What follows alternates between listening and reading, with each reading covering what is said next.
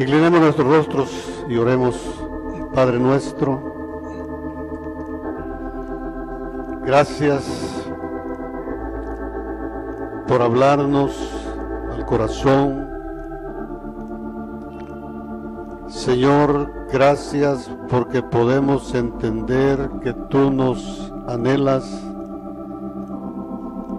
y nos llamas desde tu trono celestial.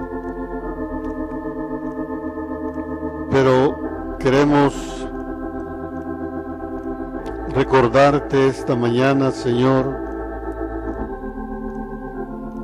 que aunque oigamos el llamado, no podemos acercarnos si no nos das la gracia para hacerlo, Señor. Padre, es nuestro anhelo tener una mayor intimidad contigo. Llegar a ese momento en que podamos ver tu rostro.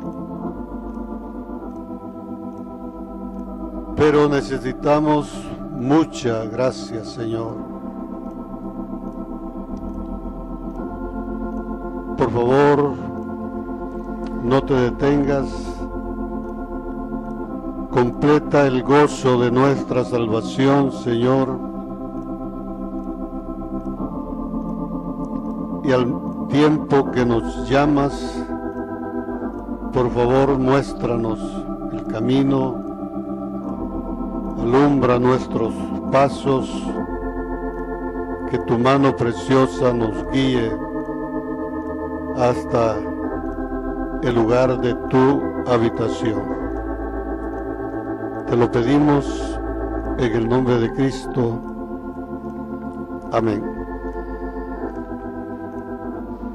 Hermanos, estamos estudiando el Holocausto como el sacrificio básico de todas las ofrendas que le deberíamos de estar dando al Señor, y que por falta de entendimiento, por falta de conocimiento, no lo estamos haciendo.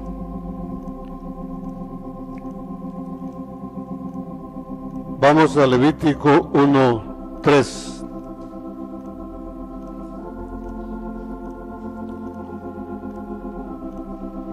Dice: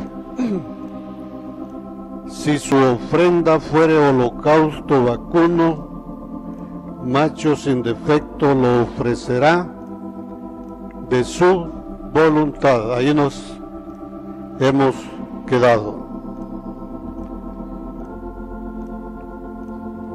Pero quisiera esta mañana agregar lo que dice a continuación. Dice: lo ofrecerá a la puerta del tabernáculo de reunión delante de Jehová. Cuando oímos esa expresión, dice: lo ofrecerá a la puerta del tabernáculo de reunión. Por lo general pensamos que es llevar el animal, y así nos lo muestran algunas diapositivas que encontramos, algunas figuras que encontramos en los libros o en internet, donde vemos a un israelita llevando el animal a la puerta del tabernáculo. Y cuando aplicamos eso a nuestras vidas, pensamos que es venir al templo, que con eso estamos cumpliendo esta ordenanza. En parte es correcto, pero el Señor, al estar estudiando sobre este mensaje, me mostraba algo. Vamos a Hebreos 9.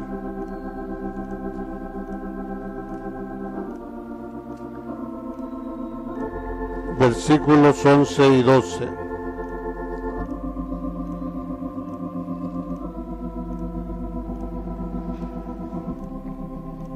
Dice: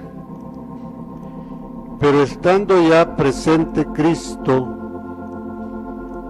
sumo sacerdote de los bienes venideros, por el más amplio y más perfecto tabernáculo, no hecho de manos, no el tabernáculo de Moisés para ellos, ni ningún templo físico para nosotros. Dice: por el más amplio y más perfecto tabernáculo, no hecho de manos, es decir, no de esta creación, y no por sangre de machos cabríos ni de becerros, sino por su propia sangre, entró una vez para siempre en el lugar santísimo. ¿Qué nos está diciendo esta escritura? Que Cristo, por su propia sangre, se convirtió en el perfecto tabernáculo.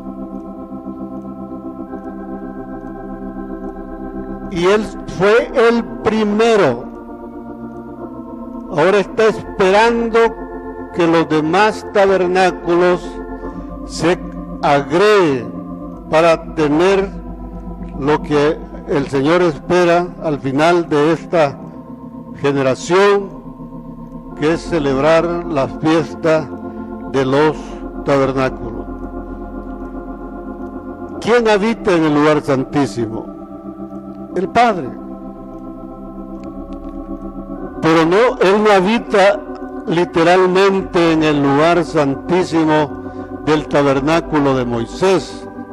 Él solo es una sombra de la verdadera habitación de nuestro Dios. Me llamaba la atención que prácticamente todos los coros que cantamos esta mañana resumen el mensaje que vamos a compartir.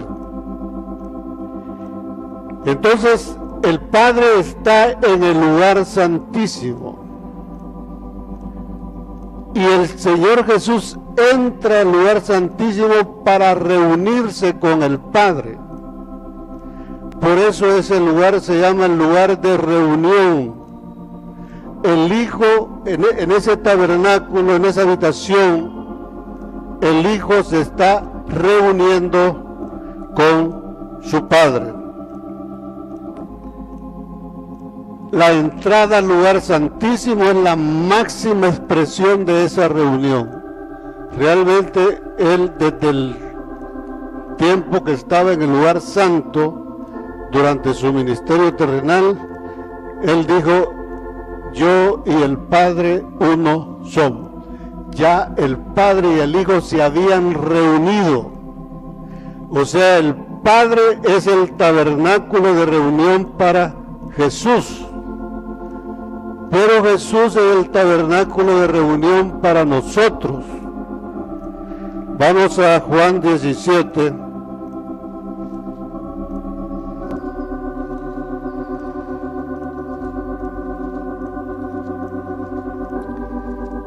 Versículos 17 y del 20 al 23. Juan 17 y del 20 al 23.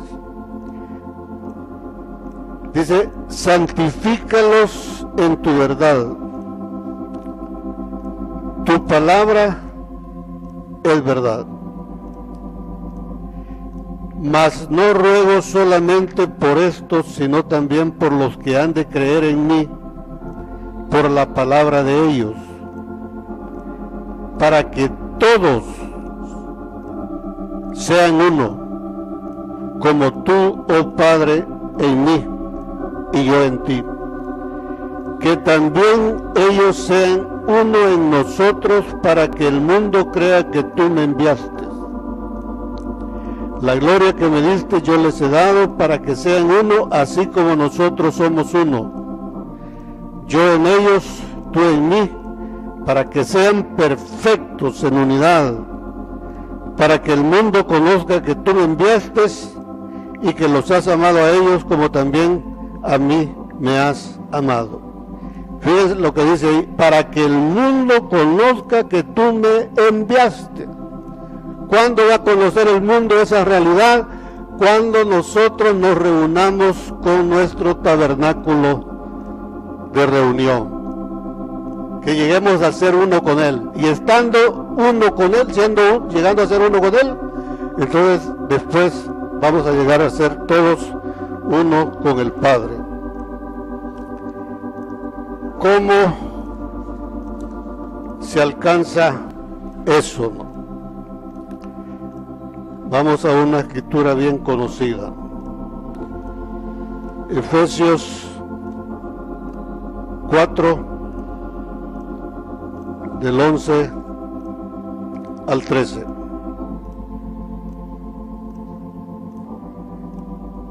Y él mismo constituyó a unos apóstoles, a otros profetas, a otros evangelistas, a otros pastores y maestros. Yo quiero que vean el orden, la cronología. Primero, Dios va a constituir estos ministerios.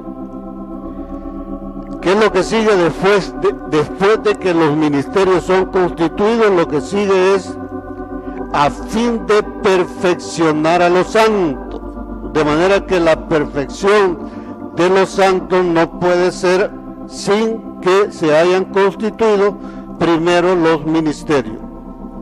Entonces dice, a fin de perfeccionar a los santos para la obra del ministerio, para la edificación del cuerpo de Cristo, hasta que todos, o sea, esos ministerios van a estar funcionando en el cuerpo de Cristo hasta que todos lleguemos a la unidad de la fe, que todos estemos reunidos con un mismo sentir, con un mismo pensamiento, a la unidad de la fe y del conocimiento del Hijo de Dios, a un varón perfecto, a la medida de la estatura de la plenitud de Cristo. Así vamos a alcanzar esa reunión con Él.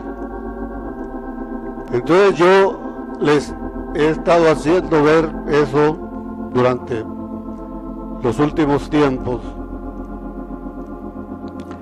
que si creemos esta palabra y vemos el proceso, es fácil ver cómo estamos nosotros. Entonces, en nuestro medio no tenemos funcionando los ministerios. Y hemos dicho que si los ministerios no existen, por definición, si seguimos el proceso que nos dice la Escritura, no puede haber perfección de los santos. Podemos pasar años y años, milenios, predicando.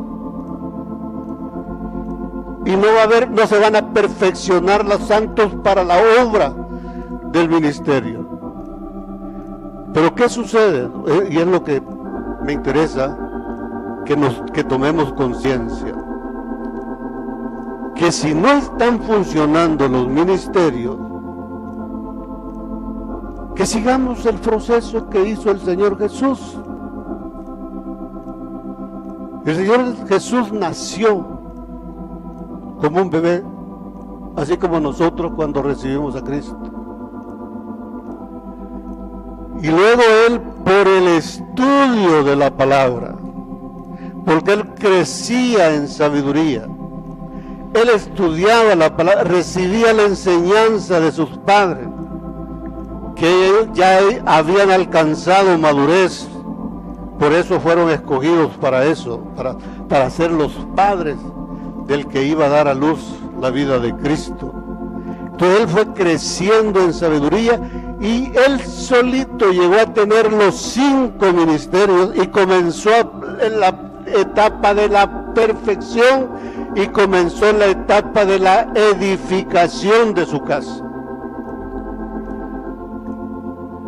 Han pasado casi 2000 años y estamos aquí. Tenemos que aceptar que la iglesia ha retrocedido. No ve las cosas tal como Dios nos las presenta. Entonces, ¿qué es lo que toca ahorita? Y es mi oración, hermano. Si alguien comienza a tener pruebas, creo que es en respuesta a esta oración. Yo estoy pidiéndole a Dios que de este grupo salga un remanente en el cual podamos decir que están funcionando los 5 ministerios, para comenzar el proceso de restaurar todas las cosas. Así dice la Escritura. Es necesario, cuando Él venga, va a restaurar todas las cosas. ¿Qué significa? Que cuando Él venga, cuando Él nos visite, todas las cosas van a estar mal hechas. Eso es lo que está diciendo. Entonces va a haber necesidad de restaurarlas, pero Dios siempre ha actuado a través de personas. ¿Quién comenzó la restauración de las cosas en los tiempos de Jesús? Juan el Bautista. Hoy estamos como en esos tiempos, hermanos. Cada quien haciendo lo que bien le parece, como dice la palabra.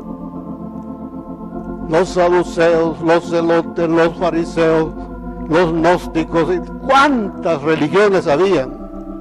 Cada quien explicando las cosas de la manera que a ellos les parecían correctas. Pero apareció una voz en el desierto con un mensaje diferente, y en ese momento no habían milagros, no había nada, solo la palabra preciosa de Dios tocando los corazones. Y él decía: después de mí viene uno mucho más grande que yo. Que no tengamos ninguna envidia o ningún resentimiento contra Dios de pensar que nosotros podemos solo llenar el papel de Juan el Bautista, preparando el camino para su venida. Que se comiencen a restaurar todas las cosas. Entonces, hermanos,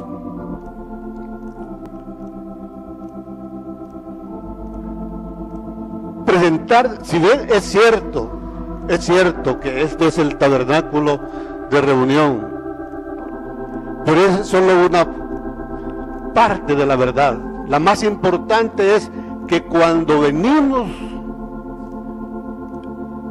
para acercarnos a Él, debemos de tener el entendimiento que es a Él, no porque estamos aquí en este lugar, sino que en nuestra casa y aquí en la iglesia, en el templo, cuando levantamos nuestras manos, cuando oramos, cuando buscamos la palabra de Dios, debemos de entender que lo estamos haciendo delante de Él. Es una connotación diferente, porque a veces podemos solo venir y cumplir el rito de venir y se acabó. No, cuando vamos a alabar al Señor es porque vamos a presentarnos delante de nuestro tabernáculo de reunión. Un tabernáculo vivo, no hecho de manos, no de esta creación. Entonces no es lo mismo, hermano. Y hay que valorar eso, ¿no? Alguien puede decir que si es así, no necesitamos congregarnos. No, hermanos. La palabra dice que es necesario congregarnos. El pueblo de Dios se ha congregado desde que comenzó el pueblo de Dios. Ellos guardaban en el Antiguo Testamento el día sábado. La iglesia del principio se reunían en los hogares. O sea, se congregaban en los hogares. cuando en tiempos de la persecución se congregaban en cuevas, pero se congregaban. Y el día sábado en el templo, ahí siempre ha habido necesidad de congregar, porque somos un cuerpo, no somos individuales, somos un cuerpo. Entonces no es cierto decir, yo no necesito ir a la iglesia, yo me voy a presentar delante de mi Padre. No es cierto eso. Lo hacemos en la casa individualmente y familiarmente, pero también en la congregación de los santos, porque buscamos la edificación de su cuerpo.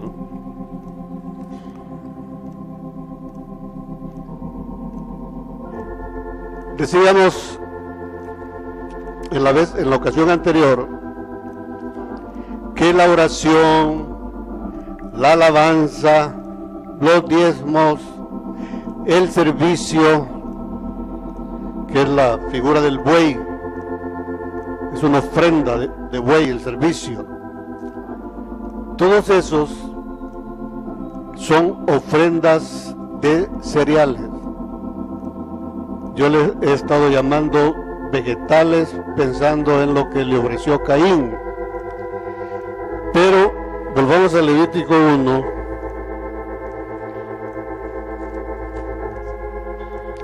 Vamos a leer del 1 al 4.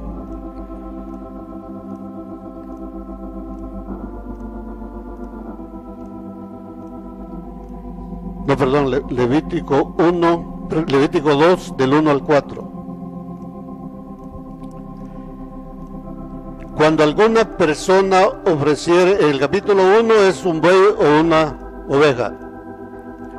El capítulo 2 dice, cuando alguna persona ofreciere oblación, el nombre cambia. Aquí no es holocausto, sino que es oblación. Oblación a Jehová, su ofrenda será flor de harina, que es un cereal, porque la harina era de trigo, sobre la cual echará aceite, unción, y pondrá sobre ella incienso, oraciones.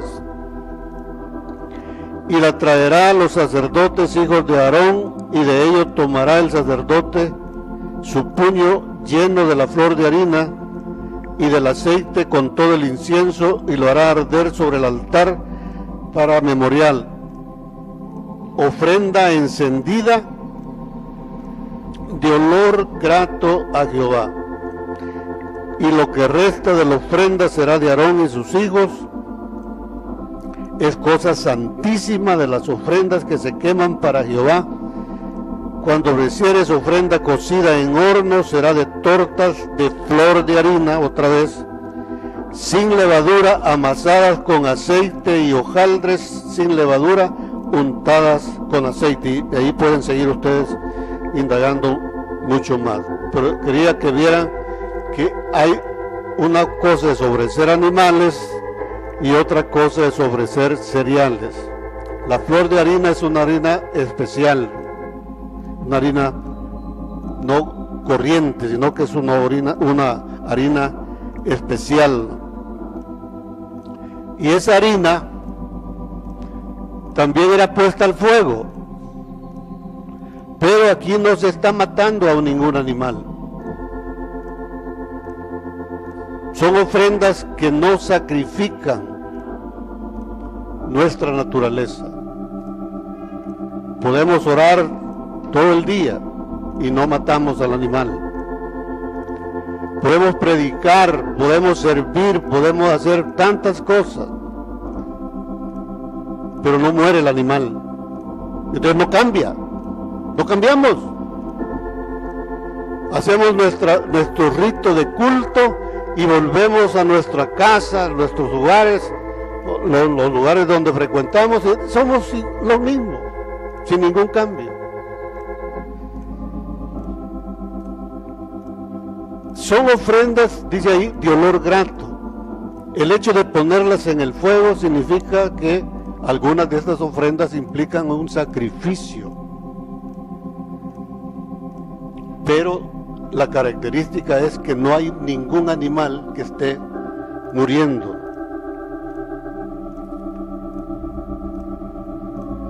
Pero hay un tipo de ofrendas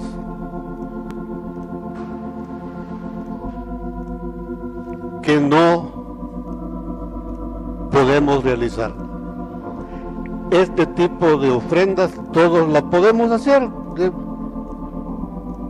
Cuando uno está recién convertido, uno ni sabe ni orar. Orar es otra cosa, pero no podemos. Entonces vemos cómo lo hacen los demás y entonces yo también puedo, entonces lo puedo hacer. Yo puedo alabar. Cuando venimos al Señor, comenzamos orando así con las manos caídas. Cuando ya tenemos un poco de más de entendimiento, va por aquí. Hasta que entendemos, la levantamos con gozo, todo. Y si ustedes me han visto, yo estoy por aquí. Todavía me falta. Es una progresión, hermano. Y debemos anhelar cada día más acercarnos a Él, ¿no? ¿Qué es lo que implica esto? Que nosotros tenemos la habilidad humana para orar, para predicar. Tenemos la habilidad humana para servir, para hacer el aseo del local. Son servicios, son ofrendas de cereales. Eso no, son agradables al Señor, dice ahí. Pero no matan la naturaleza pecaminosa que tenemos. El apóstol Pablo dice, tienen apariencia de piedad, pero no tienen ningún poder sobre la carne. Es lindo y es precioso orar, alabar, predicar. A veces el sacrificio puede ser un poquito más grande, ¿verdad? Por ejemplo, hay alguien que quiere participar en el grupo de alabanza tocando algún instrumento y no puede, y entonces dice, bueno, yo quiero tocar y voy a comenzar a estudiar música. Entonces pasa 6 meses, 1 año estudiando primero la solfa, después practicando con su instrumento y luego termina. Pero su vida no ha cambiado, solo hizo un sacrificio de pasar estudiando y todo, pero su vida no cambió. Entonces, no significa que por solo que puede tocar el instrumento ya puede estar en el grupo de alabanza. Tiene que llenar otros requisitos. No, si dijéramos que tiene que ser alguien así como los que usó David, no tendríamos grupo de alabanza, sí, que toque instrumentos. La idea es que tengamos el concepto y que cada quien en el área que le corresponde se vaya perfeccionando, que tengamos esa mentalidad de ir creciendo en el Señor, de irnos acercando a Él. Entonces hay todos esos que no implican, todos esos sacrificios, ofrendas y sacrificios que no implican matar al animal, todos lo pueden hacer, porque tenemos la habilidad humana para hacerlo. Pero hay otro tipo de sacrificios que no se pueden. Es algo así como, por ejemplo, cuando los padres le dicen lo más frecuente es con las jóvenes, un poco menos con los varones. Pero entonces los padres le dicen a la hija, a la muchacha, mira, le dice, hija, ese muchacho no te conviene. Pero la cipote está tan enamorada que no le hace caso a la mamá. Si no atiende el consejo, porque está ciega. Y entonces termina casándose y arruinó su vida para siempre. O por lo menos entra en periodos duros de su vida. ¿Por qué? Porque no tenía la habilidad divina, una habilidad divina para hacerlo. La habilidad humana no es suficiente para cumplir con todas las ofrendas que debemos hacerle al Señor. Ahí cantábamos, ya van dos coritos que confirman el mensaje. Uno es que no es lo mismo hacer las cosas solo por hacer, sino si tenemos entendimiento. No es lo mismo solo alabar por alabar al Señor, sino si yo tengo el entendimiento que cuando vengo acá y cuando estoy en mi casa o en cualquier lugar, yo puedo levantar mis manos a Él, a mi tabernáculo de reunión. Tengo conocimiento. Dice, alaba en espíritu, pero con entendimiento.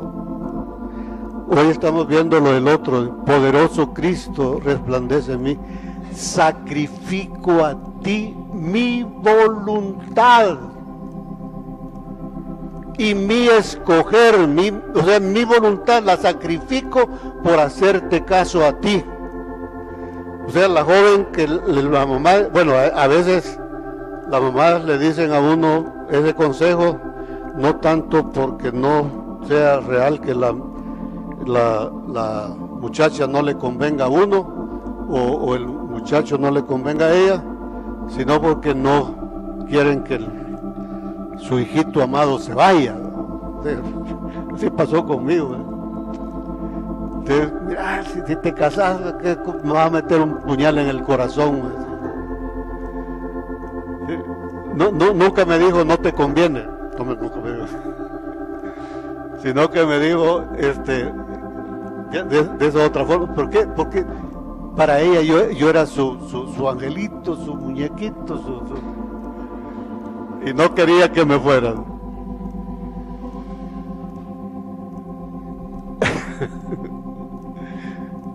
Dice, deja eso. No puede. Su habilidad humana no lo capacita para hacer eso. O sea, ya que ello se metió tanto, ya forma parte de su ser y no atiende el consejo de Dios. Quiero tocar un ejemplo más, a manera de, como un ejemplo típico de lo que estoy diciendo. Lo que pasa con así como el Señor pone el holocausto como el sacrificio básico, que podemos entender todos los demás sacrificios, yo quiero poner como un ejemplo básico que nos permitiría entender problemas de raíz de amargura, problemas de odio, problemas de ese tipo, ¿no? Y lo que quiero poner como ejemplo típico es el caso de los celos.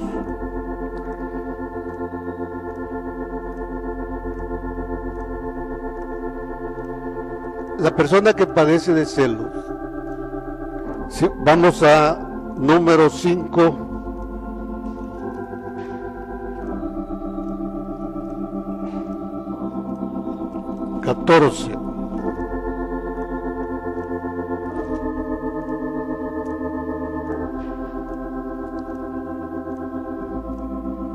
número 5:14. Aquí es sobre el hombre, pero puede venir también sobre la mujer, ¿no? O sea, en los dos casos es lo mismo. Dice aquí, si viniere sobre él el espíritu de celos y tuviere celos de su mujer, habiéndose ella amancillado, o viniere sobre él el espíritu de celos y tuviere celos de su mujer, no habiéndose ella amancillado. O sea, los celos pueden ser ya sea que se haya cometido un acto flagrante de adulterio, o aun cuando no se ha cometido, los celos van a estar apareciendo ahí, ¿no? ¿Pero qué son los celos?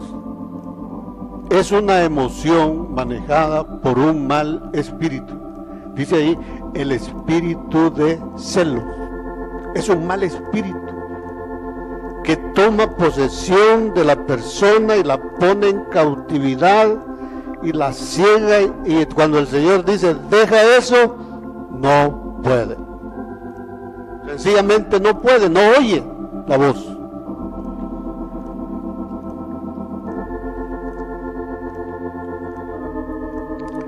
Puede ser que haya un reconocimiento de que es algo malo, que haga un esfuerzo y lucha y vence un día, vence una semana, vence un mes, pero como el animal no está muerto, vuelve.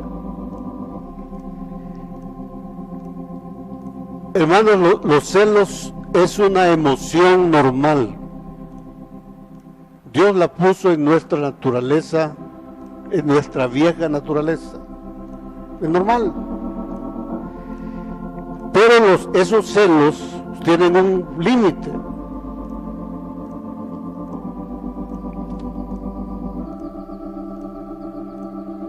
Dios los puso en nuestra naturaleza para que la persona celosa, o más bien la persona celada, reconozca, se dé cuenta que su pareja lo ama. Es un tipo de celos que no produce angustia. Al contrario, la persona celada, cuando recibe este tipo de celos, se siente importante y es atraída hacia su pareja. Los otros no. O sea que cuando los celos sobrepasan el límite, y eso puede seguir creciendo y creciendo, la persona celosa ya no solo es esa emoción superficial que de un momento se platica y se acaba, sino que ya la persona celosa, hombre o mujer, exige a la pareja que la ame.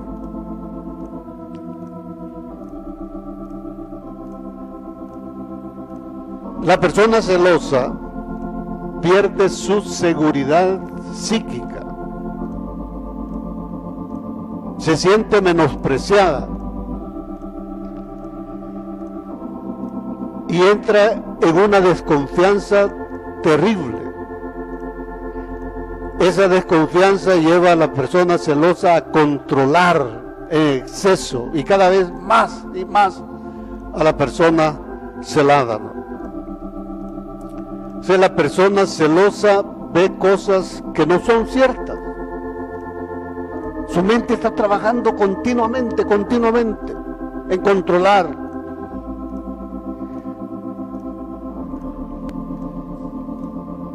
Ya no digamos si el motivo de los celos es verdadero o no. ¿Qué hace la persona celada? No soporta eso, no se soporta. Entonces la persona celada rechaza a la persona celosa. Ya no quiere hablar con él, entonces se aísla y ya no quiere tener contacto con la persona celosa. Esa actitud de la persona celada es también el efecto de otro espíritu malo que toma posesión de ella. Y entonces, ¿qué tenemos? Tenemos al espíritu de Satanás controlando estos dos espíritus, uno celoso y el otro que bajo un espíritu de rechazo. Esos dos choques, si no se detienen, van a continuar generando, haciendo crecer el problema, hasta llegar a consecuencias terribles.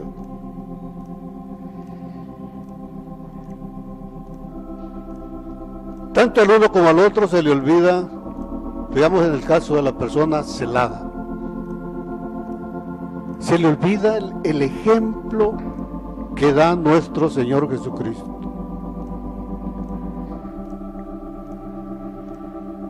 Nuestro Señor Jesucristo tiene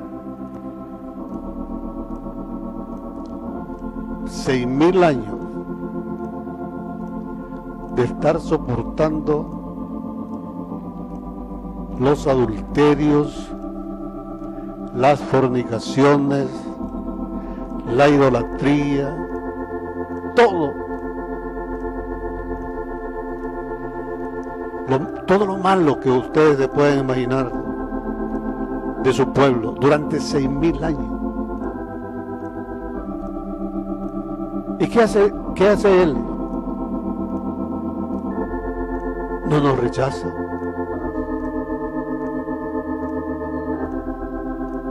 Nos toma con amor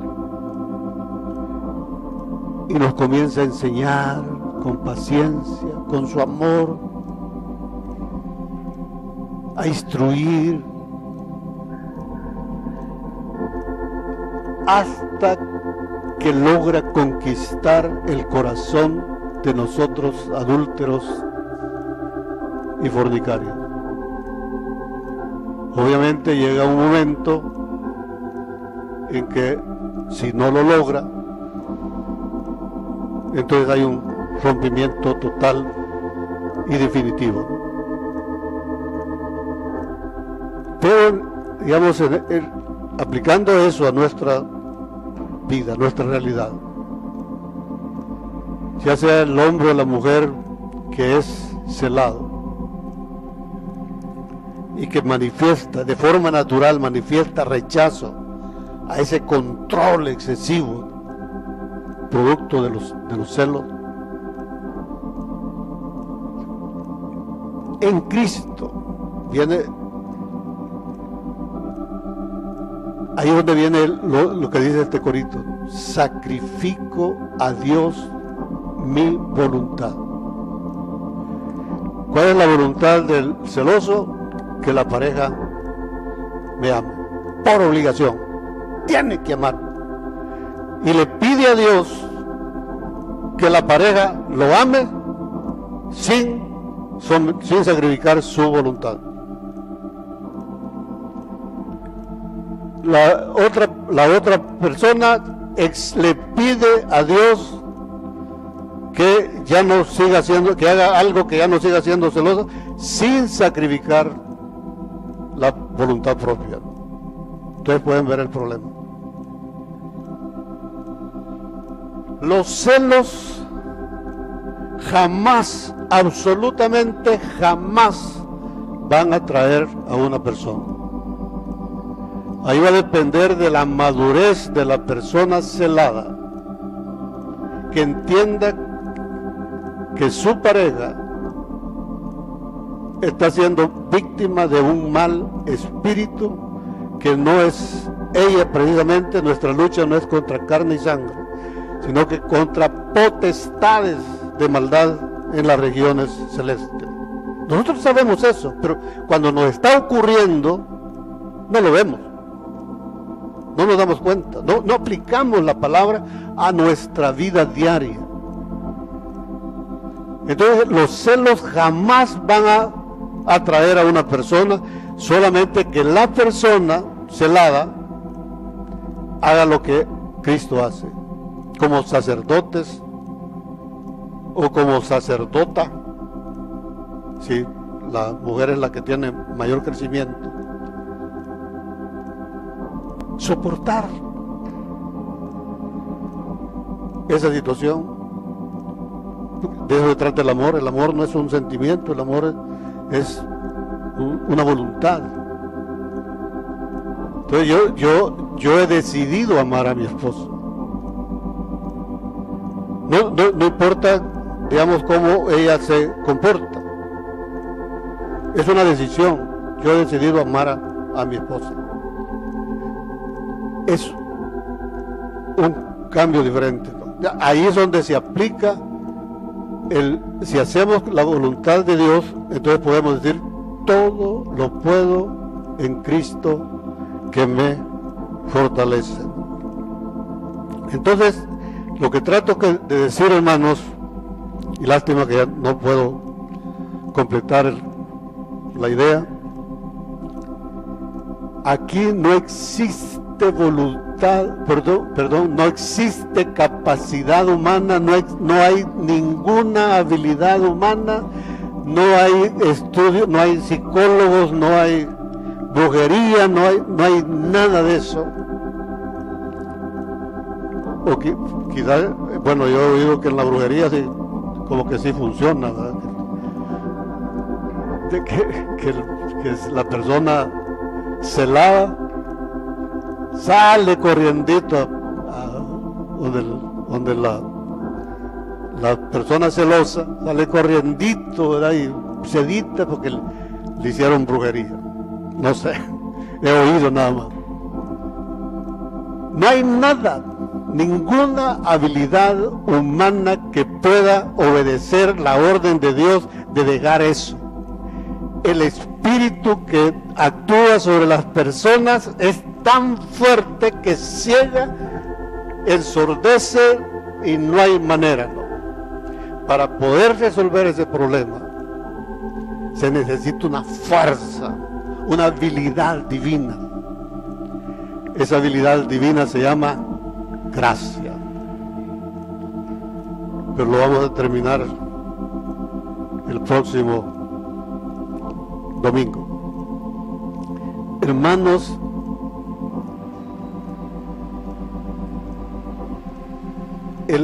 para muchos el libro de Levítico es aburrido, si no es para todos, para muchos. Pero el libro de Levítico es tan maravilloso. Es el libro por excelencia que nos muestra el camino para regresar a Dios. Recuerden que en Adán fuimos sacados del huerto, fuimos sacados de la presencia de Dios, pero Dios quiere que volvamos a Él. Pero para volver a Él tenemos que sacrificar nuestra voluntad en todo. Pero como hemos visto, hay cosas para las cuales tenemos la habilidad humana para hacerlo, pero hay cosas que es imposible. Entonces necesitamos su gracia. El próximo domingo vamos a ver cómo es eso. Que Dios les bendiga, hermano.